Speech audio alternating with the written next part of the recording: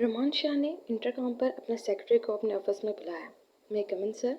दरवाजे पर खड़े होकर रोमान शाह के सेक्रेटरी ने दिलावर ने अंदर आने की इजाज़त तलब की। यस कम इन। दिलावर, आज मेरी कोई ख़ास मीटिंग तो नहीं? सर, आज आपके मिस्टर मलिक के साथ मीटिंग है।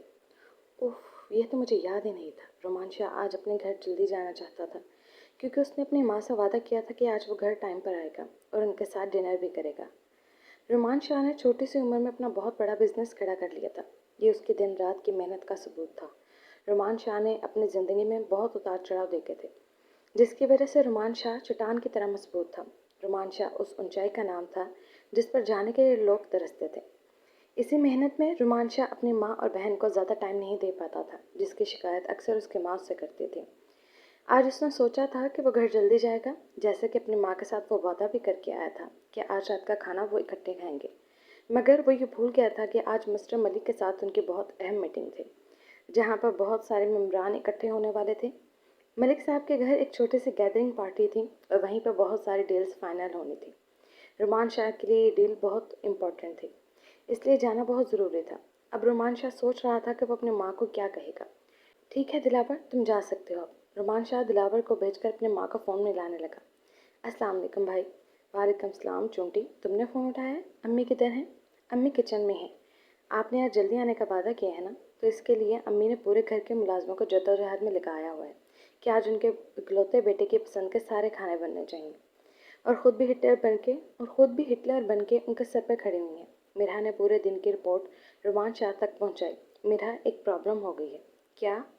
मेरी एक बहुत इंपॉर्टेंट मीटिंग है, तो मैं रात को लेट आऊँगा। भाई, आपको पता है कि अम्मी सुबह से लगी हुई हैं रात के डिनर की तैयारी के लिए, और आप कितने मज़े से कह दिया कि रात को लेट आऊँगा। मिरहा बच्चे, मुझे पता है, मगर मीटिंग बहुत इंपॉर्टेंट है। ना होती तो मैं छोड़कर आ जाता। भाई, मैं तो कुछ नहीं कर सकती, आप अम्मी से खुद ही बात करें। मिरहा प्लीज़ थोड़ी सी हेल्प कर दो, तुम अम्मी को समझा दो प्लीज़। सॉरी भाई, मेरे पास तो और बहुत सारे काम है करने के लिए। वैसे भी अम्मी को ये बोलने का मतलब है, जो ये न्यूज़ अम्मी को सुनाएगा, अम्मी अपने गुस्से के बम उसी के सर पर फोड़ेंगी। मिरहा आराम से इस मसले के बीच से निकलना चाह रही थी। मिरहा के बच्ची, जब तुम्हें कोई भी हयात चाहिए हो तो मुझे फिर फ़ोन करके मत बोलना, मैं बिल्कुल नहीं लेकर आऊँगा। भाई, आबे हयात। मिरहा अपने नावल बुक का नाम ख़राब होता सुनकर चीखी। भाई, मैं अम्मी से क्या कहूँगी? अम्मी मेरे कहने से कौन सा समझने वाली हैं? आप खुद ही बात कर लें। मिरहा की माँ किचन से हाथ पहुँचती हुई बाहर आई तो सोफा पर बैठते हुए मिरहा को बात करते समझ गई कि वो रोमान से ही बात कर रही है, क्योंकि मिरहा इतना चहक कर सिर्फ अपने भाई से ही बात करती थी। मिरहा की कोई ख़ास दोस्त भी नहीं थी, इसलिए फ़ोन पर उसका अंदाज़ समझते हुए मिरहा की माँ चलते हुए उसके पास आ गई। जी अम्मी, भाई का फ़ोन है, ये ले बात करें। मिरहा अपनी जान छुड़वाकर फ़ोन अपनी माँ को थमाते हुए अपने रूम में चली गई, क्योंकि जाकर उसने सबसे ज़रूरी काम करना था, और वो ज़रूरी काम था नावल पढ़ना। मिरहा की माँ ने सुबह से मिरहा को रूम में नहीं जाने दिया था, क्योंकि आज रोमान शाह घर के खाने के लिए रात को जल्दी आने वाला था, जो कभी महीनों में एक आधी बार ही होता था। अम्मी, आई एम सॉरी, मैं रात को लेट आऊँगा। असल में मेरी एक ज़रूरी मीटिंग थी, मुझे याद नहीं था, वरना मैं आपको इतना बता देता। रोमान शाह शर्मिंदगी वाले अंदाज से बोल रहा था। रोमान बेटा, ये क्या तरीका है? आपको पता है कि मैंने सुबह से आपके लिए कितनी मेहनत की है, आपकी पसंद के खाने बनाए हैं, और आप हैं कि आराम से बोल दिए मैं रात को लेट आऊँगा। अम्मी जान, असल में मीटिंग बहुत ज़रूरी थी और मुझे याद नहीं था, वरना मैं आपको बता कर आता। रोमान, मुझे नहीं पता, तुम मीटिंग अटेंड करने के बाद जब घर आओगे, मैं और मेरा तुम्हारे साथ ही खाना खाएंगे। ओके मामा, डन। मैं मीटिंग में कुछ नहीं खाऊंगा, आपके साथ घर आकर ही खाना खाऊंगा, मगर प्लीज़ आप और मेरा कुछ हल्का फुल्का सा खा लेना, आपकी तबीयत ख़राब नहीं होनी चाहिए। अम्मी जान, आपको पता है ना कि आपको अपने बीपी की दवाई लेनी होती है, तो प्लीज़ आप थोड़ा सा खाना खा लेना और दवाई भी खाना। अगर आपका शुगर भूखे रहने की वजह से लो हो गया तो आपका और मेरा झगड़ा हो जाना है। रोमान शाह अपनी माँ की सेहत की बहुत फिक्र करता था। वैसे भी उसके अजीज़ खूनी रिश्तों में सिर्फ उसकी एक माँ और बहन ही तो थी, इसलिए वो इन दोनों की जान से कोई रिस्क नहीं लेना चाहता था। अपनी अम्मी जान को प्यार से समझाकर तसल्ली देते हुए रोमान शाह फ़ोन बंद करके मलिक हाउस की तरफ निकल आया, जहाँ पर आज उसने एक अहम मीटिंग करनी थी। वहाँ पर काफ़ी सारी डील्स फाइनल होने वाली थी, जिनमें से एक डील रोमान शाह की थी। ये डील रोमान शाह के लिए बहुत ज़रूरी थी। आज के दिन साइन करके रोमान शाह का बिजनेस जिस बुलंदी पर जाना था, आज से 4 गुना ऊपर जाने वाला था। इसलिए रोमान शाह इस मीटिंग को अटेंड करने के लिए खुद भी काफ़ी इंटरेस्टेड था। यार, अब तुम लोग फ़ोन बंद करो, मुझे नहाना है। मेरे पिछले 4 घंटे से अपने फ्रेंड के साथ फ़ोन पर वीडियो कॉल पर गप्पे मार रही थी। अब मीरब को अपना फ़ोन बंद करने का बोल रही थी, क्योंकि अब उसे पता था कि उसकी मामा आएंगी और मीरब को खूब डांट लगाएंगी, क्योंकि वो मीरब को काफ़ी बार नीचे बुला चुकी थी खाने के लिए।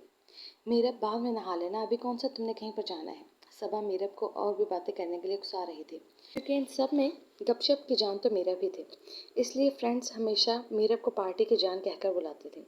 नहीं यार, अब और देर नहीं कर सकती, वरना मामा बहुत नाराज़ हो जाएंगे। उनको बहुत गंदा लगता है कॉलेज से घर आकर जब मैं यूनिफॉर्म चेंज नहीं करती। और अगर मामा तुम रूम में आ गई और अगर अब मामा रूम में आ गई तो कसम से बड़ी डांट पड़नी। मीरब अपने फ्रेंड से जान छुड़वाते हुए वॉशरूम में जाकर बंद हो गई। मलिक ज़ुबैर के घर में आज एक छोटी सी पार्टी थी, जहाँ पर बहुत सारे बिजनेसमैन जमा होने वाले थे। यहाँ पर काफ़ी सारी डील्स थी जो उनके लोगों ने आपस में साइन करनी थी। यहाँ पर आज बहुत बड़े बड़े बिजनेसमैन आने वाले थे और इनमें से एक बहुत बड़ा नाम था जिसका मलिक ज़ुबैर बड़ी बेसब्री के साथ इंतज़ार कर रहे थे। वो नाम था रुमान शाह, जिसने अपनी छोटी सी उम्र में बहुत बड़ा बिजनेस एम्पायर खड़ा करके बिजनेस की दुनिया में अपना बहुत मजबूत मकाम बनाया था। और इसका बिजनेस दुनिया में काम करने का स्टाइल इतना मुनफरिद और यूनिक था कि बड़े बड़े बिजनेसमैन इससे मिलने की ख्वाहिश रखते थे। देखने में ये 30 साल का एक नौजवान लड़का था, मगर इसका तजुर्बा इसकी उम्र से कहीं ज़्यादा था। आज मलिक ज़ुबैर की जो सबसे बड़ी डील थी वो रुमान शाह के साथ होने वाली थी, जिसको साइन करने के लिए मलिक ज़ुबैर बहुत अरसे से इरादा रखते थे। काफ़ी सारे लोग आ चुके थे, मगर मलिक ज़ुबैर की नज़रें रुमान शाह का इंतज़ार कर रही थी। Welcome my home. Malik Zubair ने जैसे ही रुमान शाह को गेट से अंदर आते हुए देखा तो फ़ौरन से वेलकम करने के लिए आगे बढ़े और हाथ मिलाते हुए पुरजोश अंदाज से रुमान शाह का वेलकम किया और अपने साथ ले गए। मलिक ज़ुबैर का गार्डन एरिया बहुत वसी और ख़ूबसूरत था, इसलिए मलिक ज़ुबैर ने आज की गैदरिंग का अरेंजमेंट गार्डन एरिया में ही किया था। पार्टी में सब लोग आपस में गपशप करने के बाद खाना खाने का दौर शुरू किया गया, मगर रुमान शाह खाने में इंटरेस्टेड नहीं, क्योंकि उसे घर जाकर अपनी प्यारी माँ के हाथ का बना हुआ खाना खाना था, जो उन्होंने रुमान शाह के लिए बहुत मोहब्बत से तैयार करवाया था। रुमान शाह, आप खाना क्यों नहीं खा रहे। मलिक ज़ुबैर रुमान शाह को खाना ना खाते हुए देखकर बाकी मेहमानों को पूछते हुए आकर रुमान शाह के पास खड़े हो गए। मलिक साहब, रियली रियली सॉरी, मगर मैं खाना नहीं खा सकता। इसका रीज़न है मेरी अम्मी जान, क्योंकि मेरी अम्मी जान ने मेरे लिए बहुत शानदार डिनर प्लान किया हुआ है, और अगर मैं वो डिनर नहीं करूँगा तो मेरी अम्मी जान के साथ साथ मेरा खुदा भी नाराज़ हो जाएगा, और अब मैं अपनी माँ को नाराज़ नहीं कर सकता। तो आई होप सो आप मेरी सिचुएशन समझेंगे। रुमान शाह मलिक ज़ुबैर से माजत करते हुए बोल रहा था। रुमान शाह, आपने दलील ही ऐसी दी है कि मैं लाजवाब हो गया, क्योंकि मैं किसी भी सूरत आपकी माँ जी को नाराज़ नहीं कर सकता, लेकिन फिर आपको ड्रिंक तो लेनी पड़ेगी। नो नो नो, मैं ड्रिंक नहीं करता। मलिक ज़ुबैर ने हैरानी के साथ रुमान शाह की तरफ देखा। क्यों मजाक कर रहे हैं रुमान शाह। मलिक साहब, कसम से मैं शराब नोशी नहीं करता। सच रुमान शाह, आप जैसा शख्स ड्रिंक नहीं करता। मुझे हैरानी हुई सुनकर। क्यों, इसमें हैरानी वाली क्या बात है। ये मेरी प्यारी अम्मी जान की दी हुई तरबियत है। उनका कहना है कि शराब हराम होती है और हराम चीज़ को हाथ नहीं लगाना चाहिए, मुंह लगाना तो दूर की बात है। रुमान शाह हंसते हुए अपने प्यारी अम्मी जान की तरबियत की बहुत तारीफ कर रहा था। वेरी गुड, ये तो बहुत अच्छी बात है। आपकी माँ जी ने बहुत अच्छी तरबियत की है आपकी। मलिक ज़ुबैर रुमान शाह की माँ की तरबियत को सराहते हुए बोले।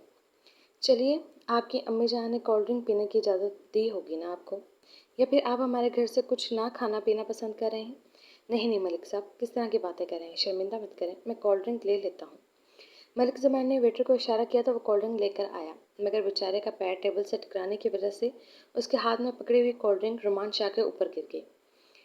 वेटर बेचारा बहुत घबरा गया और सॉरी बोलने लगा। मलिक ज़ुबैर ने भी थोड़ा गुस्से से कहा कि ज़रा देख कर चला करें, आपने हमारे मेहमान के सब कपड़े ख़राब कर दिए हैं। मगर रुमान शाह ने कहा कि कोई बात नहीं, हो जाता है, उसने जानबूझकर तो नहीं किया, इट्स ओके। रुमान शाह, आप एक काम करें, मेरे रूम में जाकर आप चेंज कर लें। नहीं, कोई बात नहीं, मैं घर जाकर चेंज करूँगा। रुमान शाह मलिक के घर के अंदर नहीं जाना चाहते थे। नहीं रुमान शाह, किस तरह की बातें कर रहे हैं आप, इस तरह क्यों घर जाएंगे। हमें मज़ीद शर्मिंदा मत करें। एक तो आपने हमारे घर का खाना नहीं खाया, ऊपर से आप ख़राब कपड़े पहन कर जाएंगे। इतना ख़राब इम्प्रेशन घर मत लेकर जाइएगा हमारा। मलिक ज़ुबैर शर्मिंदा सा होते हुए बोले। ओके, मुझे चेंज तो नहीं करना, मगर मैं जाकर इसको साफ़ कर लेता हूँ। रुमान शाह मलिक ज़ुबैर के बहुत कहने पर मलिक ज़ुबैर के रूम की तरफ चल दिया। मलिक ज़ुबैर ने बहुत कहा कि वो साथ चलता है, मगर उसने कहा कि मैं चला जाऊँगा, आप मेहमानों के पास रहें। मलिक ज़ुबैर के कहने के मुताबिक ऊपर सीढ़ियाँ चढ़कर राइट साइड वाले रूम में जाना है। वो रूम मलिक ज़ुबैर का था। ऊपर राइट साइड पर 2 कमरे थे। अब ज़ुबैर ने कौन सा कमरा बताया था, रुमान शाह ये भूल गया। रुमान शाह सीढ़ियाँ चढ़ते हुए राइट साइड वाले रूम का दरवाज़ा खोलकर अंदर दाखिल हुआ और रूम का दरवाज़ा बंद कर दिया। रूम के अंदर दाखिल होकर रुमान शाह ने नज़रें उठाकर पूरे रूम को गौर से देखने लगा। रूम का जायजा लेते हुए रुमान शाह रूम को बड़ी हैरानी के साथ देख रहा था। इतना बड़ा बिजनेसमैन होकर ये किस तरह का रूम सेट किया है मलिक ने? रुमान शाह हैरानी के साथ अपने मुंह में बड़बड़ा रहा था। पूरे रूम में पिंक कलर की डिजाइनिंग की हुई थी। रूम की एक बड़ी दीवार पर पेंटिंग से डिजाइनिंग करके फ्लावर्स और कुछ तितलियां बनी हुई थी। बेड के ऊपर टेडी बियर जोड़ कर रखे हुए थे और भी कुछ इस तरह की बारबी डॉल वगैरह टेबल पर सजा कर रखी हुई थी। रुमान शाह बहुत हैरानी के साथ खड़ा हुआ कमरे को देख रहा था और साथ में अपनी कोट उतार कर बेड पर रखते हुए अपने शर्ट का बटन खोलने लगा। रुमान शाह बहुत हैरान हो रहा था कि मलिक ज़ुबैर की चॉइस अचानक से शर्ट उतारते हुए रुमान शाह के दिमाग में आया कि कहीं वो गलत रूम में तो नहीं आ गया, क्योंकि राइट साइड पर 2 कमरे बने हुए थे। ये सोचते हुए वो जल्दी से अपनी शर्ट का बटन बंद करने लगा और कोट को उठाकर रूम से बाहर जाने के लिए पीछे मुड़ा। आउच! वो मीरब से टकराया था। ये मीरब की चीख थी जो रुमान शाह के साथ टकराने पर उसके मुंह से बेसाख्ता निकली। मीरब रुमान शाह के साथ टकराने की वजह से अपना बैलेंस आउट करके लुढ़कते हुए गिरने लगी थी कि रुमान शाह ने जल्दी से उसकी कमर में हाथ डालते हुए उसे अपने हाथ की सपोर्ट दी। मीरब ने इस वक्त पिंक कलर का बाथरोब पहना हुआ था। पिंक कलर मीरब का फेवरेट कलर था, इसलिए मीरब का बस नहीं चलता था वो पूरा घर ही पिंक करवा दे। मीरब के पूरे कमरे की डेकोरेशन पिंक कलर की हुई थी। मीरब के कबर्ड खोल कर देखी जाए तो उसमें ज़्यादातर ड्रेस पिंक कलर के ही मिलते थे। मीरब नहाकर निकली थी, इसलिए इसके गीले बाल इसके कमर पर झूल रहे थे और नहाकर निखरा निखरा चेहरा और भी खूबसूरत लग रहा था। होंठ पिंक गुलाब की पत्तियों की तरह खिल रहे थे। गहरी काली आंखें क्रिस्टल की तरह जगमगा रही थी। इस वक्त कोई भी मीरब को इस हुलिये में देखता तो दिल हार जाता, मगर वो कोई और नहीं था, रुमान शाह था, जिसको रत्ती बराबर भी फर्क नहीं पड़ा और उसने मीरब को स्पॉट देकर खड़ा करते हुए 1 सेकंड भी नहीं लगाया था रूम से बाहर जाने में। यह सब कुछ इतना आनन फानन हुआ कि मीरब तो समझ ही नहीं सकी कि यह सच था या ख्वाब। मीरब ने घुटनों तक आता बाथरोब पहन रखा था, इसलिए वो रूम से बाहर तो नहीं जा सकती थी, मगर इसका दिमाग बार बार क्लिक करके बता रहा था कि ये वही बंदा है जिसको आज उसने मॉल में देखा था और जिसको वो अभी तक अपने दिमाग से नहीं निकाल सकी थी। मगर फिर अपने ख्यालों को झटकते हुए बोली कि वो यहाँ कैसे आ सकता है। मीरब तो पागल हो गई है उस बंदे के इश्क में। वो खुद से बड़बड़ाते हुए अपने ही ख्यालात से सोचते हुए अपने कपड़े की जानिब बढ़ी और कपड़े निकाल कर पहनने लगी। वाह अम्मी, आज मज़ा आ गया कसम से आपके हाथ का खाना खा के। रुमान शाह अपनी माँ के हाथ को चूमते हुए बोल रहा था। अम्मी, अब तो एक मज़ेदार कॉफ़ी का मग होना चाहिए, वो भी उस चूंटी के हाथ का। रुमान शाह अपनी बहन मिरा की तरफ इशारा करते हुए बोला। भाई क्या है आपको, आपने तो मेरा नाम ही चूंटी रख दिया। मिरा अपना मुंह मरोड़ते हुए बोली। मिरा कसम से मेरा बच्चा, आप चूंटी ही लगती हो। अपनी जान देखिए आप, जिस हिसाब से आप और शिलिंग होती जा रही हैं, मुझे लगता है मेरा बच्चा एक दिन आपको देखने के लिए हमें दूरबीन का इस्तेमाल करना पड़ेगा। रुमान शाह हमेशा की तरह मीरा को तंग करता हुआ बोल रहा था। मीरा रुमान से 8 साल छोटी थी, तो इसलिए वो अपने बड़े भाई के बहुत नाज नखरे दिखाती थी और रुमान शाह भी अपनी बहन को तंग करने के लिए अक्सर इसे चुंटी कहकर बुलाता तो मीरा चिढ़ जाती थी और उसके चिढ़ने पर रुमान शाह कह के लगाकर हंसा करता था। रुमान शाह ने अपनी छोटी सी उम्र में बहुत कुछ फेस किया था, मगर वो अपनी माँ और बहन को एक बहुत अच्छी और पुरसुकून ज़िंदगी देना चाहता था, जिसमें वो कामयाब भी हो चुका था। घर में सिर्फ 3 अफराद थे, मगर घर में हर वक्त खुशगवार माहौल ही रहता था। रुमान शाह अपने ऑफिस जाने के लिए हसब मामूल तैयार हो रहा था जब इसके फ़ोन पर सेक्रेटरी का फ़ोन आया कि मलिक ज़ुबैर पर किसी नामालूम अफराद ने फायरिंग की है, जिससे वो बहुत ज़्यादा ज़ख्मी हालत में हॉस्पिटल में है। रुमान शाह ने अफसोस करते हुए फ़ोन बंद करके घर से तैयार होकर सीधा हॉस्पिटल जाने का इरादा किया। गाड़ी को हॉस्पिटल के रोड पर डालकर गहरी सोच में डूबा हुआ कुछ सोच रहा था। मीरा, मेरा बच्चा, अगर कुछ बोलोगी नहीं तो पता कैसे चलेगा कि तुम क्यों रो रही हो। मीरा फ़ोन को कान से लगाए हुए रोई जा रही थी। भाई, पापा को गोली लगी है और हम लोग पापा के साथ हॉस्पिटल में हैं। वो रोते हुए बामुश्किल इतना ही से कह पाई, या अल्लाह रहम फरमा। मीरब की बात सुनते ही शामिर के मुंह से बेसाख्ता अल्लाह ताला से रहम के लिए दुआ निकली। मीरब, मेरा बच्चा रो नहीं, मैं आ रहा हूँ। भाई, पापा की कंडीशन ठीक नहीं है, अल्लाह ताला सब बेहतर करेगा मेरा बच्चा, बस अल्लाह से दुआ करो और मामा का ख्याल रखो, मैं आपके पास पहुँच रहा हूँ। शामिर भागते हुए थाने से बाहर निकल कर आया और अपनी जेब स्टार्ट करते हुए इसमें बैठ गया। मामा प्लीज़ चुप कर जाएं, पापा को कुछ नहीं होगा। मीरब रोते हुए अपनी माँ के गले लगकर उसे दिलासे दे रही थी। रिफत बेगम मलिक ज़ुबैर की हालत को देखकर दिल बर्दाश्त होकर कुर्सी पर बैठे हुए अपने मुंह पर हाथ रखे हुए रोए जा रही थी। मीरब, दुआ करो तुम्हारे पापा को कुछ नहीं हो, वरना मैं भी मर जाऊंगी। मीरब की माँ मलिक ज़ुबैर से बहुत प्यार करती थी। वो दोनों आपस में कज़न थे और इन दोनों की लव मैरिज हुई थी। शामिर के बाद मलिक ज़ुबैर कोई औलाद नहीं लेना चाहते थे, क्योंकि शामिर के वक्त रिफत बेगम सीढ़ियों से गिर गई थी, जिसकी वजह से उनके केस में बहुत कॉम्प्लिकेशंस आ गए थे। तो इस बात को मद्देनज़र रखते हुए मलिक ज़ुबैर आगे औलाद नहीं चाहते थे, क्योंकि वो अपनी बेगम से बहुत प्यार करते थे। इसीलिए वो किसी भी तरह का रिस्क में अब इसकी जान के साथ नहीं लेना चाहते थे। मगर जब शामिर 12 साल का हुआ तो वो खुद को बहुत अकेला महसूस करता था। अक्सर अपनी माँ से ज़िद करता कि उसे एक बहन चाहिए, और शामिर की माँ अपने बेटे से बहुत ज़्यादा प्यार करती थी, जिसकी वजह से वो अपनी ख्वाहिश को लेकर अक्सर मलिक ज़ुबैर के साथ बहस करते हुए नजर आती। आखिरकार मलिक ज़ुबैर ने डॉक्टर की राय लेकर सेकंड बेबी प्लान किया, तो इस तरह उनको एक और औलाद से अल्लाह ने नवाजा, जिसका नाम उन्होंने मीरब रखा। मीरब शामिर से 12 साल छोटी थी। रिफत बेगम अपने बेटे से बहुत प्यार करती थी और मलिक ज़ुबैर की आंखों का तारा मीरब थे। शामिर खुद भी अपनी बहन से बहुत ज़्यादा प्यार करता था। इस तरह उनकी फैमिली कंप्लीट हो गई और घर में हर तरफ खुशियाँ और पुरसुकून फिजा कायम थी। मगर आज इतने सालों के बाद उनके घर में गम ने पहरा लगाया था। इसलिए रिफत बेगम बड़ी दिलबर्दाश्ता होकर खुद को संभाल नहीं पा रही थी, और मीरा मुसलसल अपनी माँ के गले में बाहें डाले हुए खुद भी रो रही थी, मगर अपनी माँ को दिलासा भी दे रही थी। अस्सलाम वालेकुम मिसेस मलिक, आप खुद को संभालें, इंशाल्लाह मलिक साहब बहुत जल्द ठीक हो जाएंगे। रोमान शाह हॉस्पिटल में मलिक की इयादत करने के लिए आया। वो ऑपरेशन थिएटर के बाहर कुर्सी पर बैठी हुई मलिक ज़ुबैर की बेगम को रोते हुए देखकर उनके पास आया।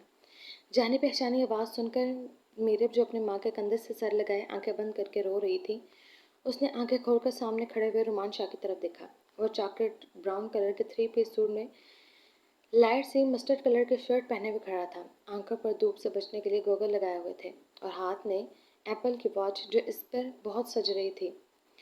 ऐसा लग रहा था कि पहनने वाले ने एप्पल की इस घड़ी को 4 चांद लगा दिए। चेहरे पर वही अकड़ और मगरूर एटीट्यूड बरकरार था, मगर अंदाज काफ़ी सॉफ्ट था रिफत बेगम से बात करते हुए।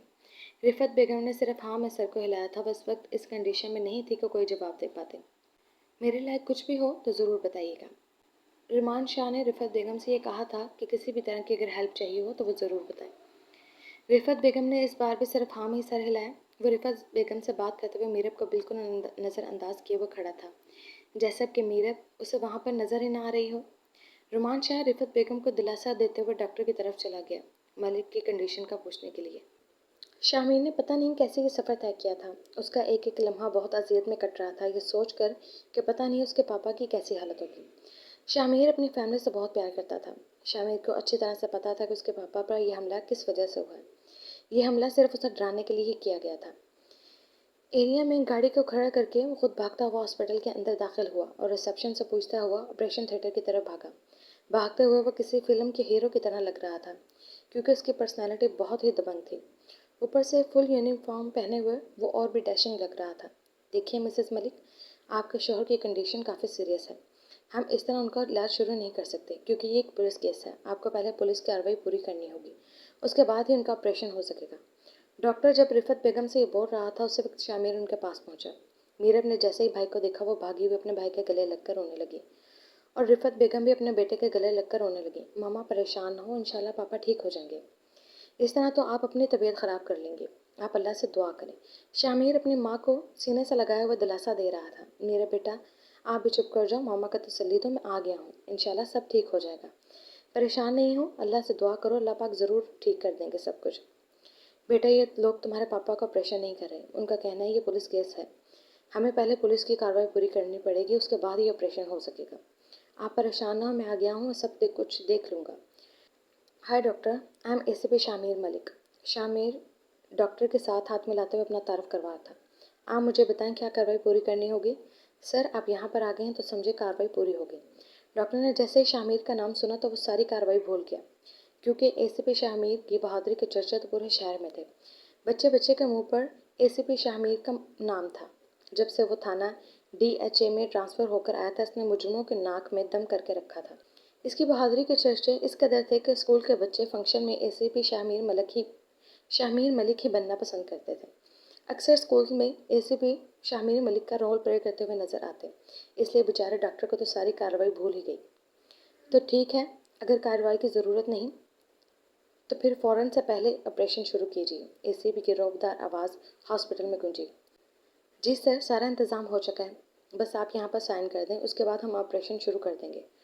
डॉक्टर अब अचलावा बना हुआ एसीपी के आगे पीछे घूम रहा था। ऑपरेशन शुरू हो चुका था और शामिर अपनी माँ और बहन के पास बैठा हुआ उन्हें तसल्ली दे रहा था। और अपने रब से बहुत सारी दुआएं कर रहा था कि अल्लाह उनके पापा को तंदुरुस्ती और सेहत वाली ज़िंदगी अता करे। साथ में उन मुजरिमों को फांसी के तख्ते तक पहुंचाने का प्लान बना रहा था, जिसकी वजह से आज उसकी माँ और बहन खून के आंसू रो रही थी। उसका बाप जिंदगी और मौत के बीच में झूल रहा था। एसीपी को बहुत दिनों से धमकियां मिल रही थी, मगर एसीपी शामिर धमकियों से डरने वाली चीज़ नहीं थी। इसलिए उन्होंने टारगेट उसके पापा को बनाया ताकि एसीपी शामिर को डरा सके। शामिर इस वक्त बहुत ही बड़ा केस हैंडल कर रहा था। एक बहुत बड़ा चौधरी था, उसका बेटा, जिसने गांव की एक मासूम लड़की जो एक गरीब घर से ताल्लुक़ रखती थी उसका रेप किया। अपने रौब दबदबे और पैसे से इसके को बंद करवा के अपने बेटे को रिहाई दिलवाना चाहता था, मगर जब ये ना हो सका तो फिर एसीपी को रिश्वत देने की कोशिश की गई, मगर वो एसीपी शामिर मलिक था जो बहुत बाज़मीर था, जो बिकाऊ चीज़ नहीं थी। फिर नौबत धमकियों पर आ गई और जब वह धमकियों से भी ना डरा तो तब तीसरा हरबा आजमाया गया था। इसके बाप पर अटैक करवाया गया था, मगर वो ये भूल गए कि एसीपी शामिर डरने वाली चीज़ नहीं, बल्कि इसके बाप पर अटैक करवा के उन्होंने अपनी मौत को दावत दी। तकरीबन 1 घंटे के बाद डॉक्टर ऑपरेशन थिएटर से बाहर आए और उन्होंने ये न्यूज़ दी कि ऑपरेशन कामयाब रहा और मलिक ज़ुबैर खतरे से बाहर है और उनमें वार्ड में शिफ्ट किया जा सकता है।